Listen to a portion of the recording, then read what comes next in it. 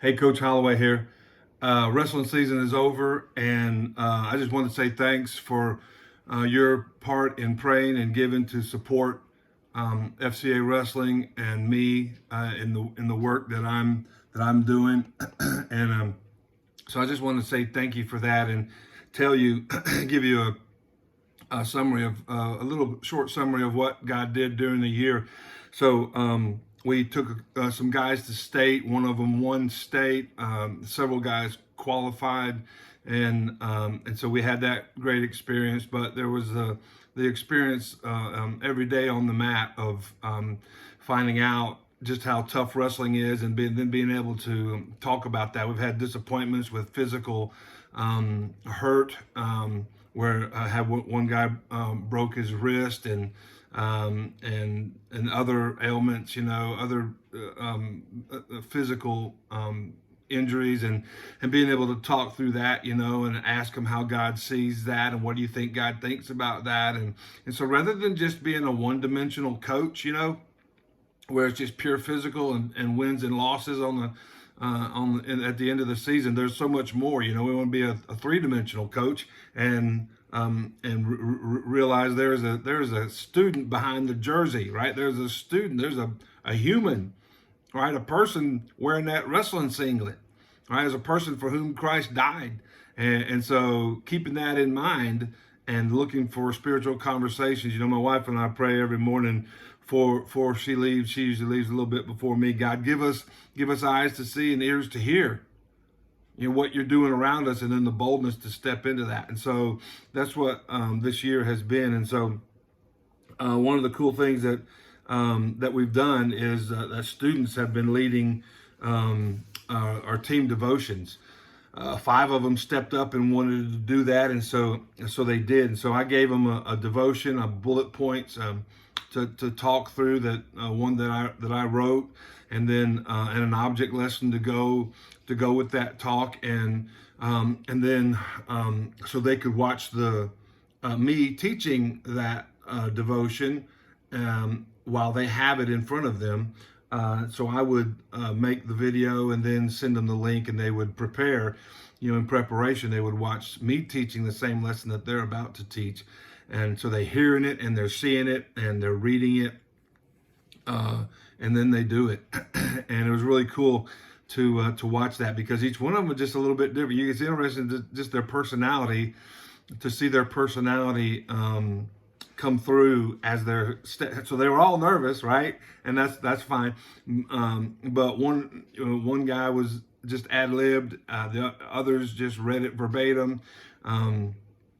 And so it was just to see all different. And it's particularly one guy that I walked up to and said, "Hey man, what do you think about leading the FCA devotion after practice in a couple of weeks?" And man, he didn't bat an eye. He didn't blink. He said, "Sure."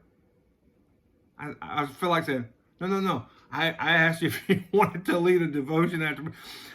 But so you just never know. I mean, John 10:16, Ephesians 3:20 and 21, and then the Great Commission in Matthew 28. God is out there, Jesus, and is out there ahead of us, right? He's out there ahead of us, and when we go, He's with us, right? And the Holy Spirit is doing work in the lives of people. And so you see that when you engage them. Right? You engage them with the gospel. You ask them to step up. You say, "Hey, man, you go to church. You say you love Jesus. How about doing this?" And they're like, "Okay." I'm like, "Really?" So it's all been really interesting to watch these kids' different personality. And then we do a debriefing with them. And I send them a link to that. I text it to them. And then they get to sit down and listen to me for a little bit longer, talk about what they learned, and have them fill in some blanks on some on a sheet. And so trying to go full circle in equipping these students by asking them, and then equipping them, and then encouraging them afterwards, and how well they did.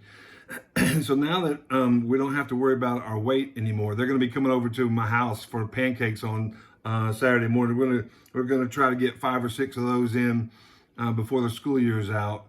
Saturday mornings over at my house, pancakes and a few other things, and Bible study, and just encourage them in the faith. So listen, I just wanted to say thanks for your support and encouragement, your financial support and praying, and all the conversations that we've had about the ministry of reaching out to people and loving and making disciple makers, and doing it where you are. That's the whole thing about the Great Commission.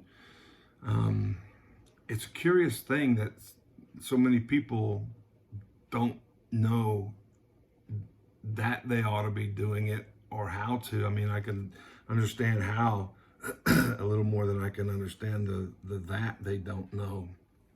But that's what we do. Living out the gospel where we are. You know that when Jesus told the disciples to go make other disciples, they weren't confused. They weren't confused about what that meant, and so praying for opportunities to keep coming up with athletes and making disciple makers, and I appreciate your willingness to continue to pray for these guys.